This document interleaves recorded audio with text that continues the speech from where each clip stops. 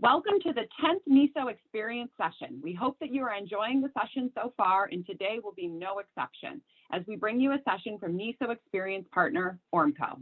I'm Dr. Lauren Vitkus, NESO Experience Planning Committee member, and it is my pleasure to introduce you to Tom Barron, who will present today contemporary PSL treatment, Passivity with three-dimensional control.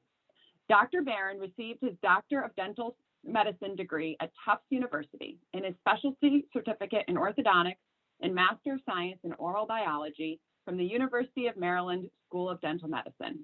He has been in private specialty practice of orthodontics for 30 years and is a member of the Dean's faculty in the Department of Orthodontics at the University of Maryland. He is a member of the Ormco Speakers Bureau and has lectured internationally on passive self-ligation treatment. It is my absolute pleasure to welcome Dr. Tom Barron. Thank you very much, Lauren. It's my pleasure to be here too. My CV indicates, I grew up in Massachusetts and went to school at Tufts.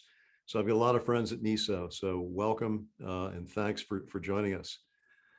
So I'm going to share my screen and I'd like to begin my presentation with y'all. So today we'd like to talk about contemporary passive self-ligation treatment, or PSL treatment. And for the first time, we have passivity with three-dimensional control, and I'm very excited to speak about this today. By way of disclosures, I am a member of the original Damon champion group. I'm an Ormco key opinion leader, and I'm a member of the Ormco Speakers Bureau. So today's presentation is basically going to be four parts. The first question is why PSL? And for those of us that use PSL, it may be a rhetorical question. For maybe some neophytes or people that are considering using it, I think it's an important question to answer. So we'll briefly talk about that. I want to talk about the traditional PSL control challenges, the new innovations with regard to the PSL wire and brackets, why they're significant, what they accomplish. And then we'll actually look at some case reports. We'll put theory to the test and we'll see how significant it is clinically. So the first question, why PSL? Well, for me, it goes back to when I saw Dr. Damon speak all those years ago, 17, 18 years ago. And for those of you that weren't around then or didn't get to see those cases, this was an example of the type of case that was shown. Super crowded case. If we zoom in on the case, you can see upper blocked out canine, bilateral posterior crossbites. And Dr. Damon treated these cases without extraction, without palatal expansion, and it was something I'd never seen before. It intrigued me. I was a little skeptical at first, but I did see a 2-day course. I saw lots of cases, and so I decided I wanted to try the technique. But the cases turned out beautifully. Again, non-invasive treatment. I think really great, broad, wide smiles. And the other thing that impressed me was the way that the cases were analyzed. So in this particular case, measurements were made from the distal of the first molars to the facial surface of the central incisors, pre-treatment and post-treatment. And you can see it's about the same. So what I knew about orthodontics before this was that, when you engage really crowded teeth like that and you tried to do non-extraction, the incisors would tip forward. And, the case was treated without any substantial tipping forward of the incisors. So then the question is, where did the crowding go? Pre-treatment on the left, post-treatment on the right. This is the case where the first bicuspids were widened by 12 millimeters. The second bicuspids were widened by 11 millimeters, and the first molars by 9 millimeters. And again, without palatal expansion. So the crowding also obviously went into the transverse dimension somehow. So the cases were further analyzed by taking an arch wire and adapting it to the initial and final arch forms.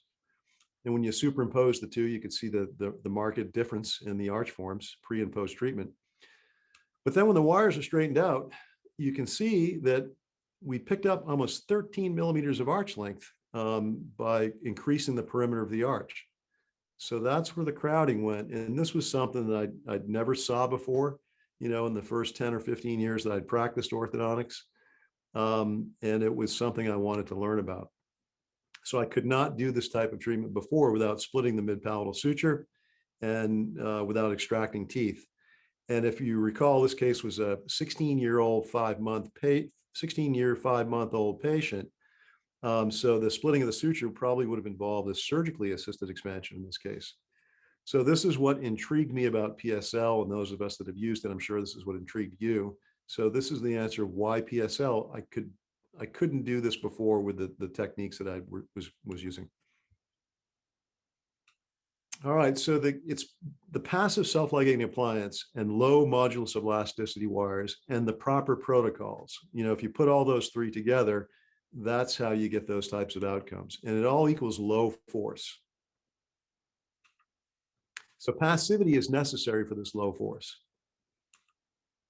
Passivity reduces frictional resistance to sliding. And there have been studies that have shown that from the AJO comparing conventionally elastomeric ligated brackets to passive self-ligating brackets. And you can see the frictional resistance to sliding is negligible in the passive self-ligating brackets. It also done studies comparing self-ligating brackets in wet and dry states. And the three brackets on the left were active clips. The one on the right is passive self-ligation. And you can see that the frictional resistance to sliding is much less in passive self-ligation. So passivity also optimizes the properties of superelastic NiTi wires. So there was a study done in the European Journal of Orthodontics in 2007, and the title was "The Effect of Ligation on the Low Deflection Characteristics of Nickel Titanium Wire." And what they did was they compared frictional resistance to slide, or they compared, the modulus of elasticity of the wires, the properties of the wires in three types of brackets: an elastomerically ligated bracket, a stainless steel ligated bracket, and a passive self-ligating bracket. And what they concluded was that NiTi wire exhibited the majority of its true superelasticity with the self-ligating brackets. So passivity is the key for the delivery of low force, which is the key to the type of outcomes we see with this technique. And in a word, passivity is our friend. However, passivity presents three-dimensional control challenges. And those of you that have used the system or have heard anecdotally about the system, it was hard to control rotations and torque and sometimes vertical positions of teeth. In fact, Kusi, who had done a lot of research on frictional resistance to sliding, the 100-year anniversary of the AJO did an editorial called "Orthodontic Biomechanics: Vistas from the Top of a New Century." And in that, he said self-ligating brackets retain their biomechanical advantages over conventional brackets.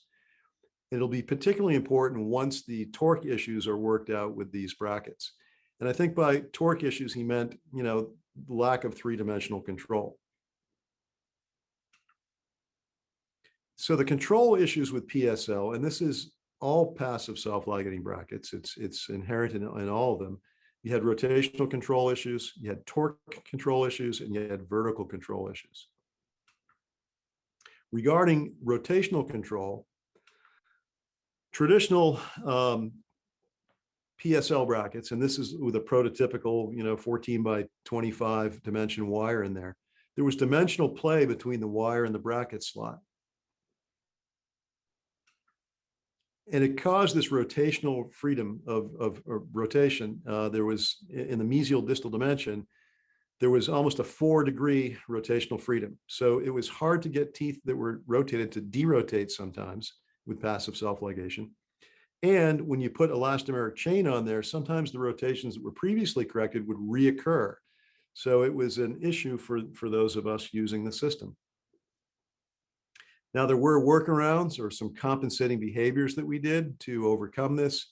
If a tooth was rotated, say, mesial in, then we learned to bond the bracket into the rotation to help pull it out and so forth. But there were things that we had to do to compensate for this. There are also torque control issues. So with a traditional PSL bracket and a 19 by 25 wire, which is in an 022 slot, which was considered full dimension wire, a rotation of torque or slop in the system that caused a lack of control of torque. There were, in fact, almost 13 degrees of play in the system. So that's a very significant lack of torque control. So I was really discouraged when I'd been using the system for many years, and I thought that in the 19 by 25 wire, I was controlling torque. I wasn't. I wasn't much better than a round wire orthodontist with the slop that was in the system. There were also vertical control issues. So these arose because due to the structural requirements of the door of the passive self-ligating bracket, a lot of the superstructure was dedicated in the tie wing area and the door area. So because of these structural requirements, when torques were placed into the brackets, the torque was placed into the stem of the bracket. And when you took high torque brackets, neutral torque, and low torque brackets together, and suppose they're on adjacent teeth, 3 adjacent teeth, you'd notice that there's no level slot and alignment. It's not possible. And this is really inherent in all passive self-ligation. And for those of you that don't use the system, we do have variable torques, high, low, and neutral. And we'll select, say, for example, high torques. If a tooth is retroclined, you tend to pick a high torque bracket to help bring it into position. If the tooth is proclined, you'd pick a low torque bracket to help it into position. Or if you're using mechanics, interarch mechanics like class 2 mechanics, where you tend to detorque the upper incisors, you put high torques on the upper incisors. And the same class 2 mechanics would tend to flare the lower incisors, so you'd pick low torque brackets for the lower incisors in those cases. So in the event that you had torques on adjacent teeth, different torques, you wouldn't have level slot alignment. So the clinical consequences are as follows. For an example, suppose on the tooth on the left of the screen, we had a low torque bracket. The tooth on the right of the screen was also a low torque bracket, and we wanted to put a high torque bracket on the tooth in between. So we placed the bracket, and our eye would tell us that the bracket's placed properly. And when we engage the wire, lo and behold, the tooth would intrude slightly. So again, we always often heard I have a hard time controlling, tooth positions with self-ligation, and a lot of people decided to stop using it at some point. Conversely, if we had a high torque on the left and right, and we wanted to put a low torque in the middle, our eye would tell us, okay, the brackets are lined up, they're on the teeth properly. We'd engage that wire, and lo and behold, the tooth in the middle would extrude. So we had second order or vertical control issues when we tried to mix and match torques on adjacent teeth. So this was all problematic. So there was a cost benefit, I guess, that we all had to run for ourselves using this. There were some issues with control. There was compensating behaviors like repositioning brackets and bonding into rotations and bending wires and things that we had to do to compensate for the lack of control. But for me, the pluses vastly outweighed the minuses. I mean, I just could not do this type of treatment, non-extraction, non-palatal expansion with the other system that I was using. So it was worth it for me. That cost benefit analysis might not have been the same for other practitioners, but it was certainly worth it for me. So I persevered and I learned how to work the system. So there have been PSL wire and bracket innovations that have come along recently that have sort of fixed these problems. Torque control is very, very good. Rotational control is very good, and second order control is also very good. So let's look first at the wire innovations. The traditional rectangular wire was an 0.25 depth dimension. So the new wire, the cross-sectional geometry of the wire has been changed. In fact, you can say it's a half round, half rectangular wire. And it's an 0.275 dimension in the round dimension of the wire. So it's a completely differently shaped wire. And in fact, we get our torque control, as we're going to see in a minute, on the round part of the wire. We get our rotational control on the round part of the wire, and we get our torque control on the rectangular dimension. So let's look at this animation. On the left is a traditional PSL bracket with a traditional 14 by 0.25 wire. On the right is the newer bracket that we'll talk about with the 14 by 0.275 hybrid wire, the half round, half rectangular wire. You can see the freedom of rotation that's inherent on the traditional side on the left. Again, it's up to almost 4 degrees of rotational freedom, where the hybrid wire on the right, it's locked in pretty tightly. And in fact, it's been engineered to a maximum of 1 degree of freedom of rotation. And that half round, half rectangular wire with the 0275 dimension, in any orientation, it touches the door of the bracket and the base of the slot. Let's look at torque control. So again, on the left, we have a traditional PSL with an 18 by 25 wire. And on the right is the hybrid half round, half rectangular 18 by 0275 wire in the new shape slot.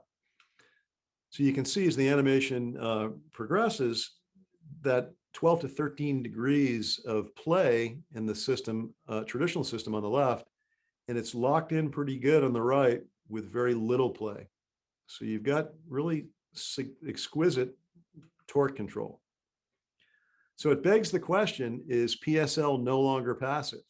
You know, if you've got this full expression and you're engaging the door in the base of the slot, and then you're also engaging the gingival and incisal walls of the slot, is it no longer passive? Number one, the round wire protocols have been unchanged. So your initial 013 copper nine tie, your 014 copper nine tie, and your 18 copper nine tie are all the same. And you'll go through the wires, the progression as indicated by the demands of the case and the patient. And you get your leveling and aligning and a lot of your arch form in those initial round wires. So certainly still very passive at that stage. Furthermore, when you get to the 14 by 0275, you'll notice there is contact with the door and the base wall of the slot, but it's a pinpoint contact along the radius of the round side of the wire. So it's an extremely small surface area in contact with the base and the slot. So it still is very passive. And again, on the rectangular side of the wire, where we get our torque control, again, it's a pinpoint contact along that rectangular side, which is a very extremely small surface area in contact with the slot walls. So those are the wires. Let's look at brackets. What are the bracket innovations with this system? Well, again, traditional PSL, because the torque was placed in the stem, when you had high, neutral, and low torques together, you could not get level slot alignment. So the solution to the problem was to change the geometry of the slot. So it's no longer a rectangular slot, it's a parallelogram slot geometry. So you can see left of the screen is the high torque bracket, and on the right of the screen is the low torque bracket with the parallelogram shaped slots. Furthermore, you can see that when you have a high torque on the left, neutral torque in the middle, and low torque on the right, you have level slot alignment. Center point of the slot lines up on those teeth. So I think that was a huge innovation just to change the geometry of the bracket slot. So compare traditional PSL low torque on the left, and a parallelogram slot, low torque on the right. Again, traditional, the torque is in the stem. In the parallelogram slot bracket, the torque is in the slot. You'll also notice that on the traditional bracket on the left, because the torque is in the stem in this bracket, the tie wing space in this case, it's upper incisor, we'll say, the tie wing and the gingival tie wing, there's not a lot of tie wing space. So another sort of complaint about passive self-ligation was that you didn't have a lot of tie wing space if you wanted to do stainless steel ligatures, figure 8 steels, and then maybe if you had to ligate, elastomeric ligation on top of that, there wasn't a lot of tie wing space and it was a problem. But you'll notice on the right with the parallelogram slot, you've got ample tie wing space. So it kind of solved that problem as well. Here we have say an upper incisor high torque traditional bracket on the left with the torque in the stem. And on the right is a high torque with the torque in the slot. And again, if this is an upper incisor high torque bracket, you'll notice that this time on the traditional bracket, it's the incisal tie wing space that has been reduced a lot. And again, with the new design parallelogram slot, you've got ample tie wing space there. So these innovations for the first time with PSL, we have passivity with three-dimensional control. Now, I know it all sounds good in theory and it looks good on paper, but our next sequence of slides will be some clinical cases where we can actually see how it works. And now we'll look at some case studies. Now, the case studies I'm going to show are from a clinical trial that was done on this bracket and wire technology. There were 10 orthodontists, 10 different sites were chosen, all Damon practitioners, a maximum of 50 cases each. And we did start to finish on these cases, and we have compiled, quite a database from these cases. So the clinical trial period, we saw the patients, or the protocol, we saw patients every 4 weeks for assessments. Now, that didn't mean we were changing wires or necessarily doing anything in 4 weeks, but it was an assessment period. We wanted to see how much activation was left in the wire, how much rotation was left in the teeth. So we decided 4-week intervals were a good time to look. And at each of those appointments, each of those 4-week intervals, we took photos and digital intraoral scans at the beginning of the treatment. And then when we changed the wire to the new wire, if we did, at the end of the treatment, we took those. There was also, at the beginning of each case, we took a pre-operative CBCT. And then when the case finished at the end, post-operative CBCTs were taken. So that's the clinical protocol. The case presentation format that we'll use to look at these cases will be, number one, diagnostic summary for each case. We'll talk about a pre-plan or a case setup. We'll then look at the treatment sequence, and then we'll look at the outcome and analysis for each case. Now, the cases I'm going to show, I showed excerpts at an international forum just to show torque. We're going to take a deep dive into these cases and look at them from start to finish. First case, 13-year-old female patient. Pre-treatment panoramic film was unremarkable. So this is how the case looked at first glance. We're looking at a class 2 division 2. You'll notice there's a very deep overbite on the order of 110%. And let's look at this a little closer, a little crowding as well.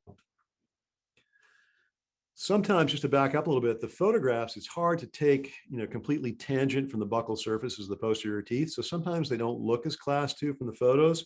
When we look at the scans, the pre-treatment scans, it was virtually a full cusp class 2, division 2.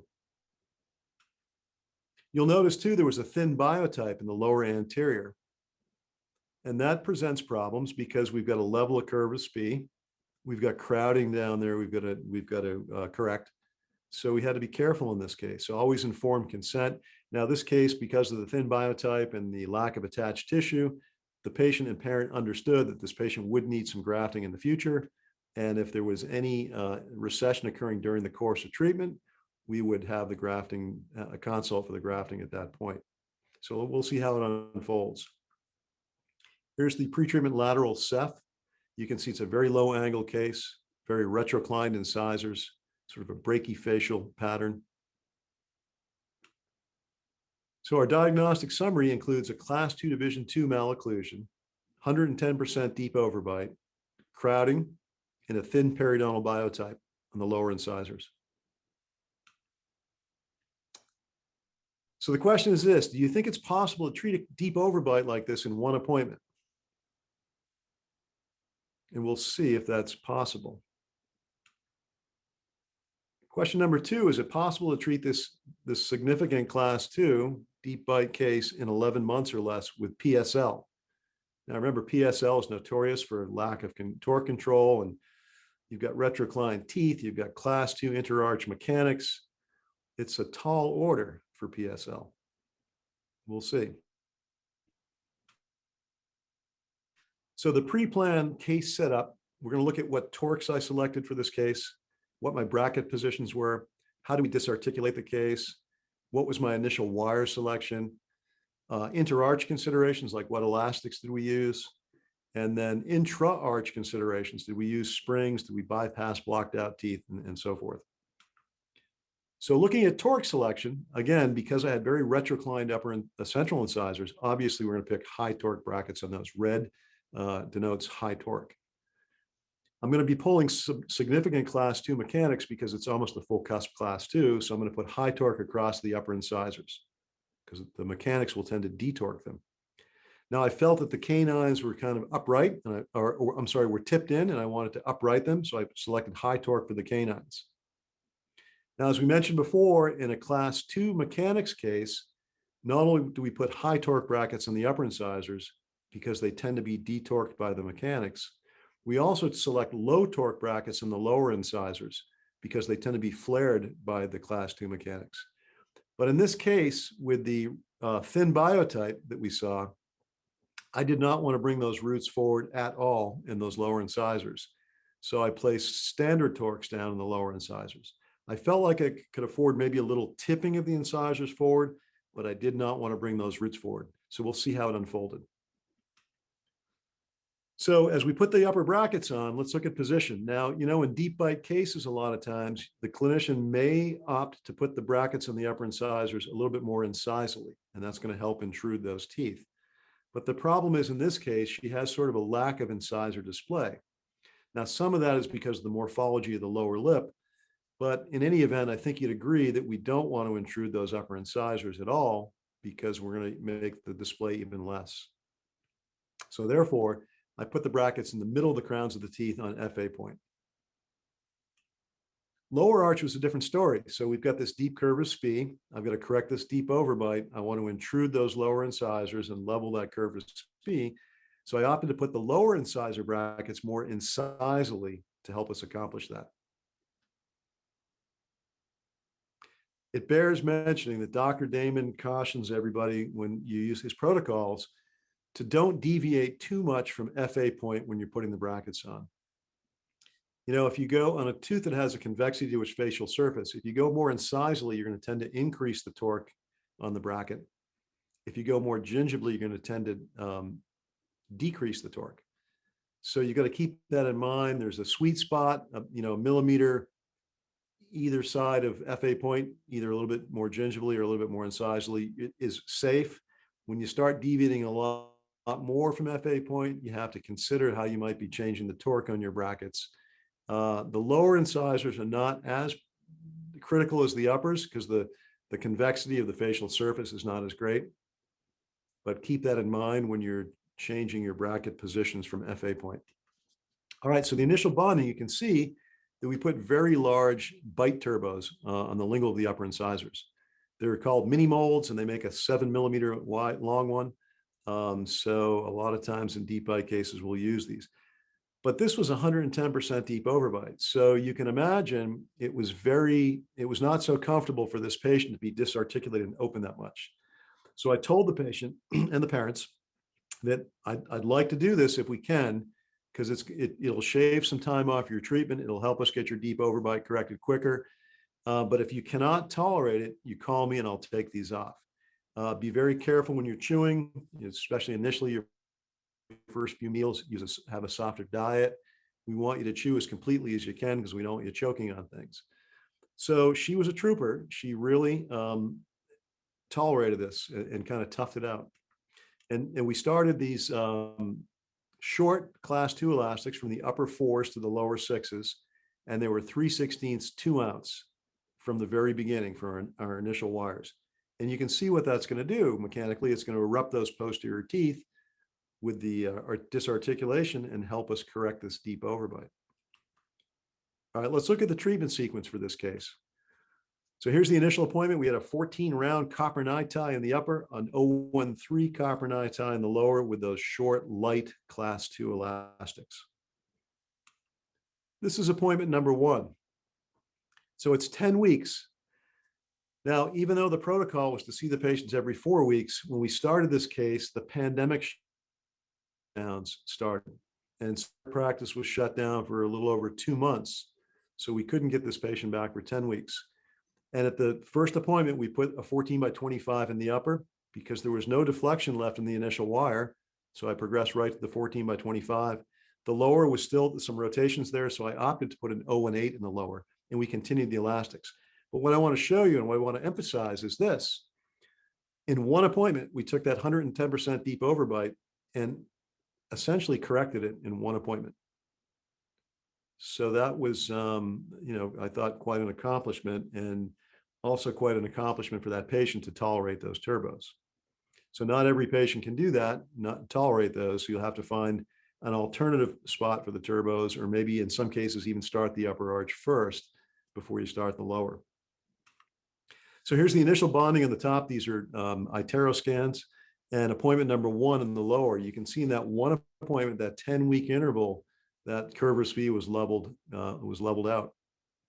We erupted posterior teeth, and we pretty much virtually corrected the deep overbite.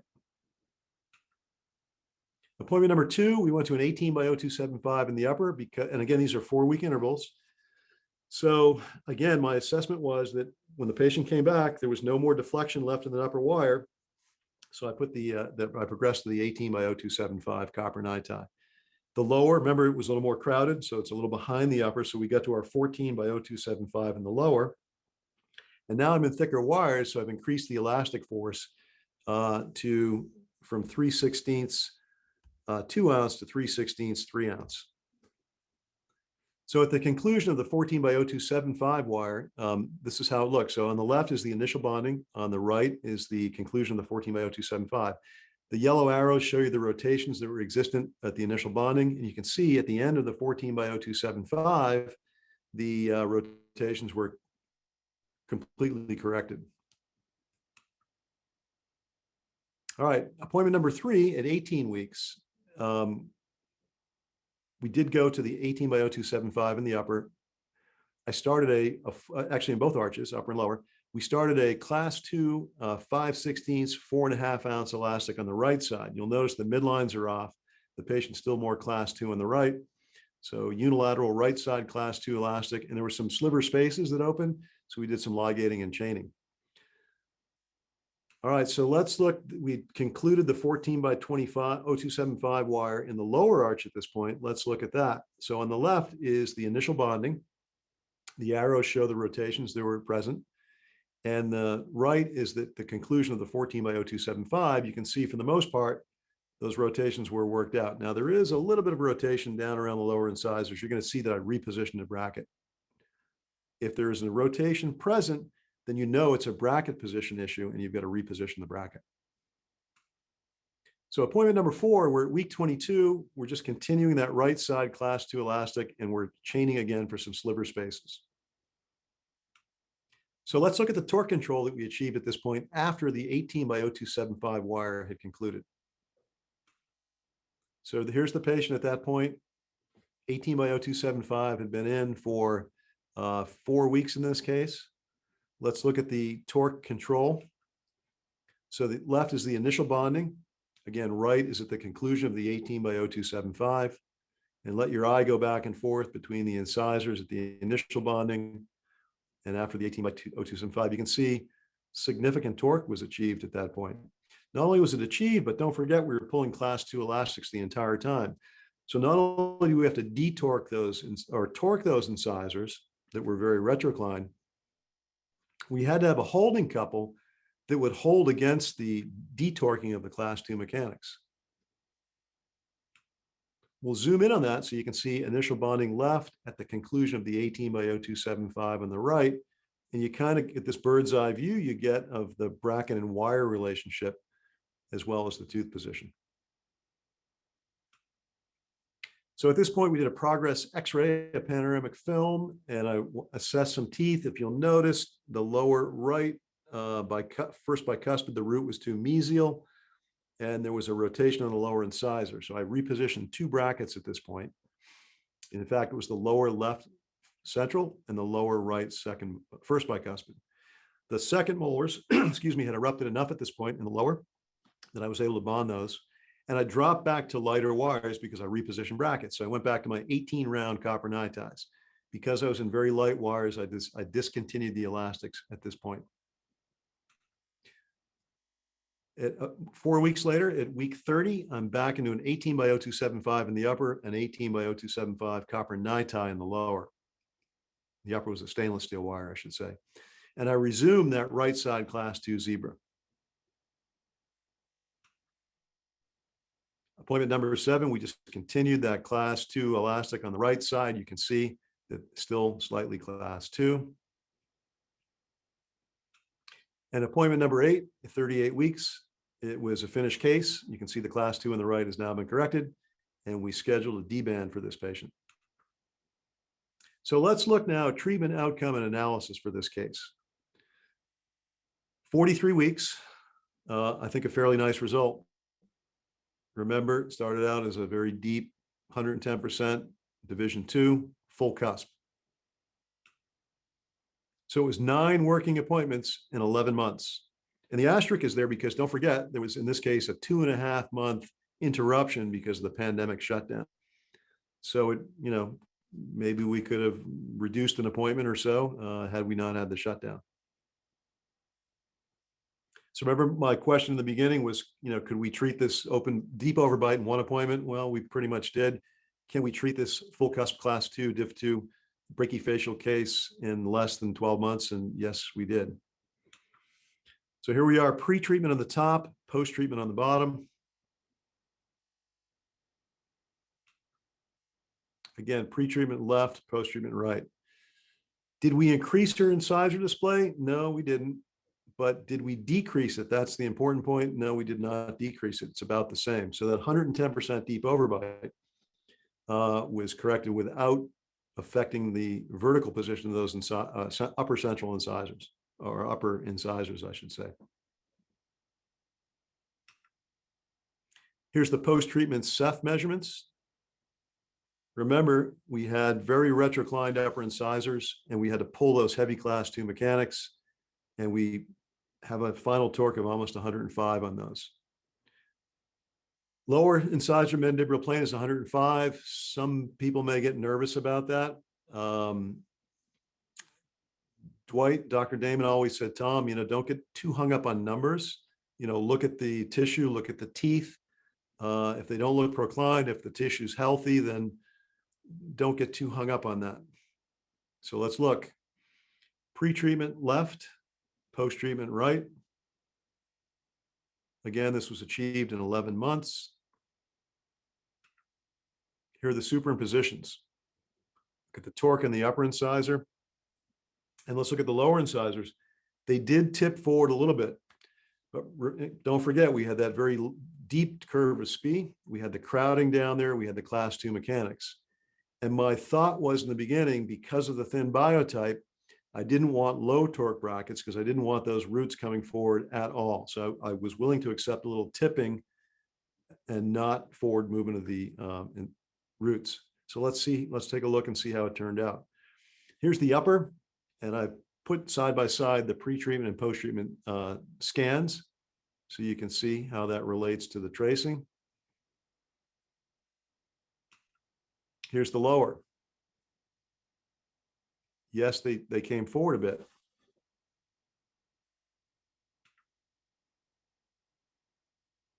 Size corrected scans, pre-treatment of the upper occlusal on the left and post-treatment on the right. You can see that we did, increase the transverse dimension in that arch. Size corrected scans in the lower, pre-treatment left, post-treatment right.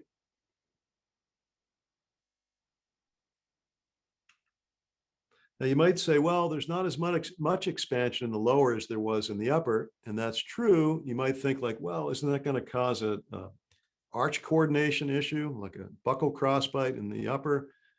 But if you'll notice pre-treatment, she had lack of buccal overjet there, tending toward a crossbite on that second bicuspid. So that reconciles the fact that we got more widening in the upper than we did in the lower to finish that case to a good buccal overjet. So let's look at this measurement here. We're going to measure from the distal of the first molars to the incisal edges of the incisors. And we have size corrected scans, pre-treatment left and post-treatment right. And you can see that the lower incisors did come forward a bit, but I wouldn't say they came forward a lot. And that's consistent with the tracing. How did that look from the buccal perspective? I've got pre-treatment left as a scan, post-treatment on the right. And the tissue doesn't look any worse for the wear with that movement. So I go back to that lower incisor at 105 to mandibular plane. People get a little nervous about that. But again, look at the teeth. Do they look proclined? No. Did you damage? Did you do a detriment to the tissue? No. All right, let's look at another case. This is a almost 15-year-old young male. And again, part of this case was treated in that clinical trial. And this is how he presented. Class 2, a little bit of a deep overbite, very mild crowding. And you might be tempted to say, well, this doesn't look like a particularly difficult case. You know, why are you going to show this one? It seems like it could be very easily treated. Let's look at it a little bit further. So it is class 2, and there is a little compensation in the lower incisor. So the lower incisor is almost out to 99 to mandibular plane. There's really no overjet.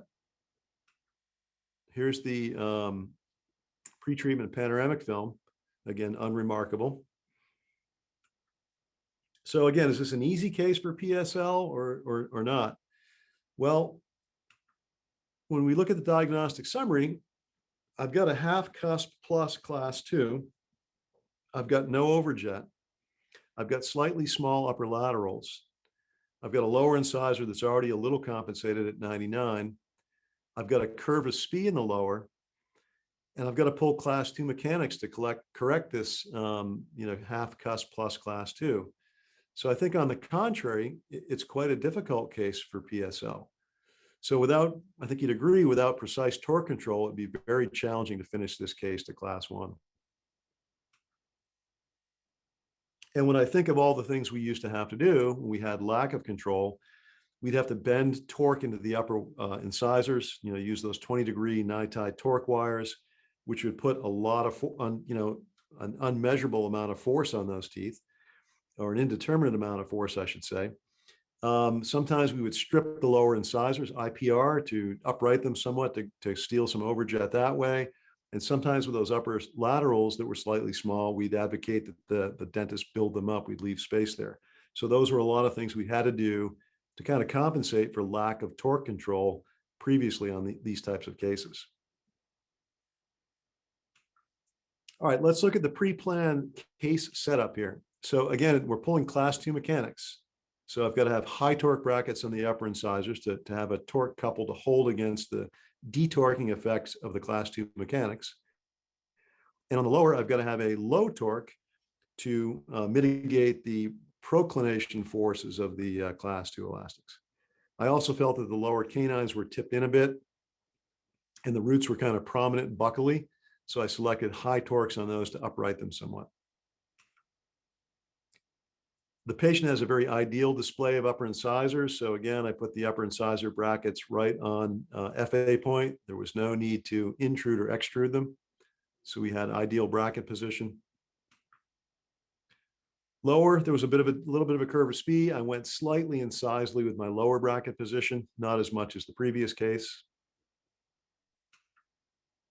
Disarticulation here was on the upper molars, the first molars. So again, the caution here is that if you've got a deep bite case and you're putting turbos on the upper molars, you're going to tend to intrude the molars, which works against you. It deepens the bite. So the word of caution is don't leave them on any longer than you have to. The further back in the mouth you go with these, the better, because you don't have to build them up as high. So second molars are preferable. I think in this case, the lower second molars were not fully erupted, so they didn't articulate with the upper second molars. So we chose first molars here. All right, let's look at the treatment sequence for this case. So let's skip through this and we'll go slide by slide, every wire and my thought process through the entire thing. So at the initial bonding, we put in 14 round copper NiTis. Remember, our protocol was to see the patient every 4 weeks. We engaged every tooth. 4 weeks later, I felt that there was no deflection left in those wires. So originally, PSL protocols call for leaving the initial wires in for 8 to 10 weeks, no matter what. But don't forget, the initial protocols were developed with the old SE wires before copper NiTi, and so that's changed a bit. So the new mantra is no deflection, no correction. If the wire is not deflected, there's no need to leave it any longer because it's lost its activation, or its energy, I should say. And so with no activation left in the wire, no deflections, then we progress to the next wire. The word of caution here is if it's a very crowded case, this is not a race. We're not trying to see how fast we can change the wires, but in very crowded cases, you have to go slower because you will end up flaring teeth forward. So, all right, appointment number 2 was 8 weeks. I went to, again, there was no deflection left in the 14 by 0275s. So I went to the 18 by 0275s. And now I'm in thicker wires. I started my class 2 elastics, 5/16, 4.5 ounce. I did not do early elastics in this case. Remember, it wasn't as deep as the other case. It didn't have the curve of speed that the other case had.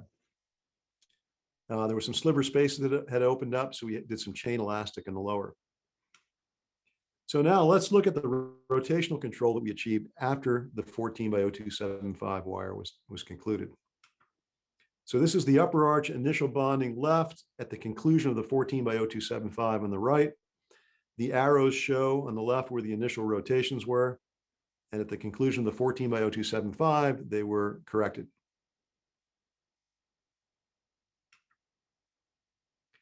Appointment number 3 is now, let's see, 12 weeks out. And I did a progress x-ray and I elected not to do any repositioning. I felt my bracket position was pretty good at this point. So I went from 18 by 0275 copper tie wire to 18 by 0275 stainless steel wire. And I continued the class 2 elastics. So let's look at how the torque control that we achieved after the 18 by 0275 wires had finished. So here's the patient. He presents at the conclusion of the 18 by 0275s, and we're going to take a closer look and compare torque control. So this is a scan of the initial bonding on the left and a scan at the conclusion of the 18 by 0275 copper tie on the right. And you can see the torque that we achieved. Remember, we had no overjet. It helped us achieve some overjet so we can correct our class 2 as well. And it held the torque couple to mitigate against the detorquing effect of the class 2 elastics that we were pulling. So 4 appointments, appointment number 4, 18 weeks. I placed a little reverse curve in the lower arch wire and some accentuated curve of speed in the upper arch wire in the stainless steel wires. And I increased the elastic force to a 5/16 6-ounce elastic. Again, there were some spaces in the lower that we were still chaining at that point. Appointment number 5 is 26 weeks. Again, I increased the reverse curve in the lower wire and I added some accentuated curve in the upper. We're working that deep overbite, chaining lower spaces. Appointment number 6 is 30 weeks. We continued the elastics and we ligated and chained some more. Appointment number 7 at 35 weeks, we continued the elastics. I felt the case was finished and we scheduled a deband. So let's look at the treatment outcome and analysis for this case. So here's the patient debanded at 44 weeks. Nice result. Remember, we had lack of overjet. We had procline, little compensation in the lower incisors. We had a little bit of a curve of speed. We had small laterals. We had to pull class 2 elastics. So the patient finished in 8 working appointments, 11 months treatment duration. And again, there was a little interruption because of COVID there. So pre-treatment on the upper, post-treatment on the lower. I think you'd agree that's good torque control throughout the entire process. Pre-treatment Ceph on the left, post-treatment on the right.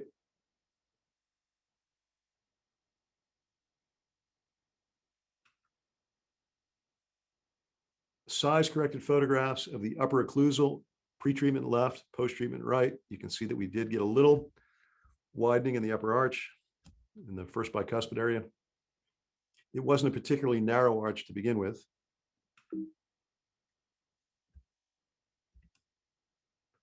Lower arch, pre-treatment left, size-corrected photographs, post-treatment on the right.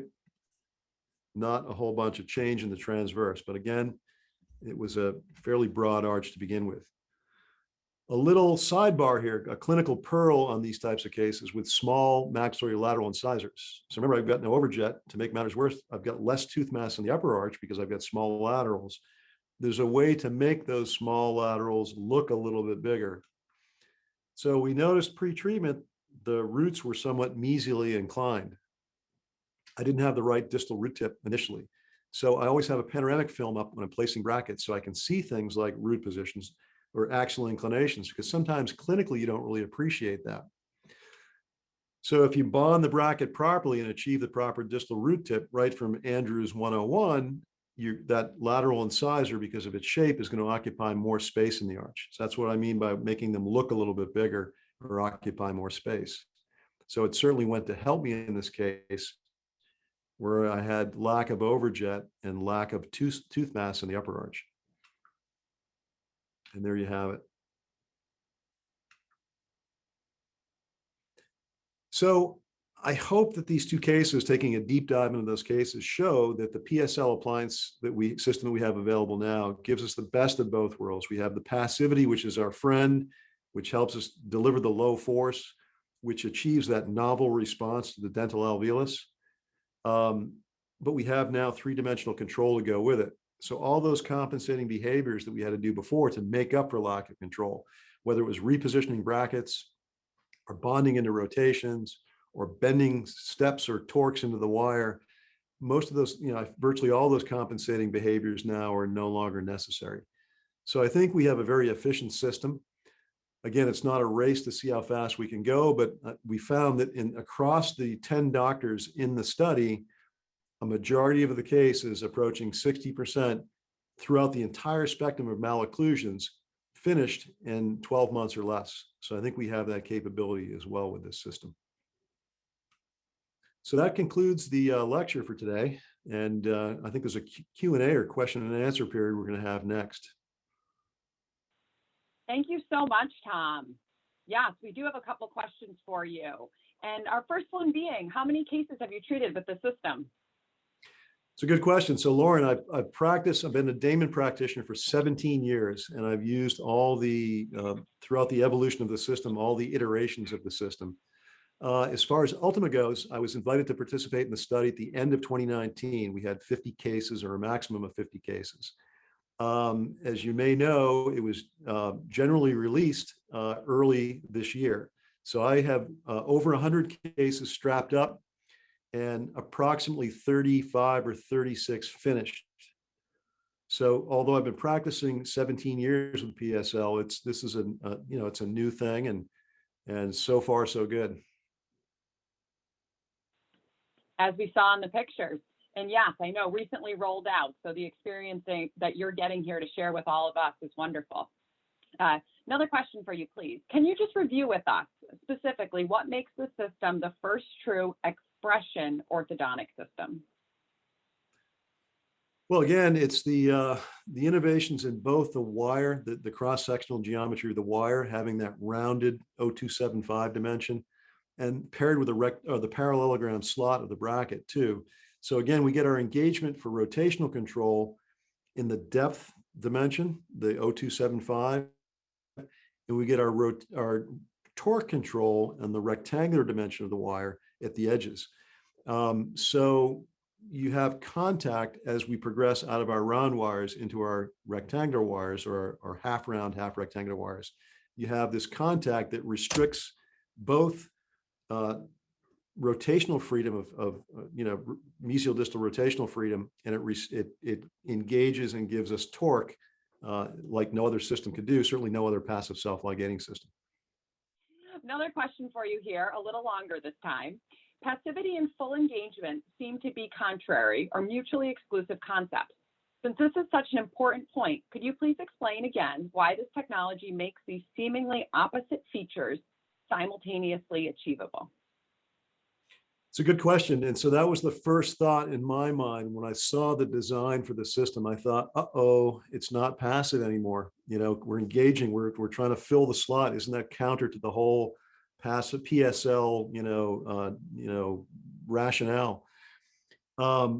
But again, when you look at how much is being engaged, for instance, let's look at the 0275 dimension on the round wire part. It engages the door of the bracket and the base of the slot of the slot. It's a pinpoint contact. along the height of contour of the radius of that round wire. So it's an extremely small surface area. So I think, it's still passivity is maintained because of that extremely small surface area contact. But the other thing, don't forget the initial wires, the round wires are all the same. So there's certainly no, engagement there. So that's the rotational aspect. The torque control aspect, again, we're engaging now the flat surfaces of the wire on the edges, on the gingival and incisal walls of the slot. Again, that's also a pinpoint contact along that edge. So again, it's a very small surface area in contact. So I think that's the beauty of the system, where you can have control, but yet still have passivity. And again, the proof is in the pudding. It sounds good on paper, but when you look at the cases, you can actually see that you've achieved that. You've got your arch development and all the things that we like to see with PSL, but with a lot more control. Thank you. And one last question for you here, please. Transferring theory to clinical relevance, it's often a big step. What tangible efficiencies can orthodontists expect using this system in their practices? And that is always the big question, especially when you're an orthodontic manufacturer and you've got to invest millions of dollars into a prototype. It sounds good on paper, but no one knows until they actually start putting it in live, human mouths. Is it going to perform as advertised, so to speak? And I think the clinical trial with the 10 practices and the maximum of 50 cases each is pretty compelling evidence that it does work sort of as advertised. The control, the expression of the torque and rotation are there. And when you don't have to do the compensating behaviors like repositioning brackets and bonding into the rotations and bending the wires, when you eliminate all those compensating behaviors, you can get from point A to point B in your cases more efficiently. And like I said, the study showed that a majority of the cases were finished in less than 12 months across the spectrum of malocclusions. So I think there's an efficiency that the proof is in the pudding. It seems to be borne out clinically. And that wraps up our question and answer. Thank you to Ormco and to you, Dr. Barron, for bringing this wonderful session to NESO. Well, thank you, Laura. It's been my pleasure. Like I said, I've got a lot of friends at NESO. That's where I grew up that way. And I'm very enthusiastic about what this means for our profession, these new innovations. So thank you very much. Of course, and I'll share with our NESO members to please visit Ormco's marketplace listing to ask any questions that you might have of them. And thank you, all of our NESO members and Dr. Barron, for joining us here tonight.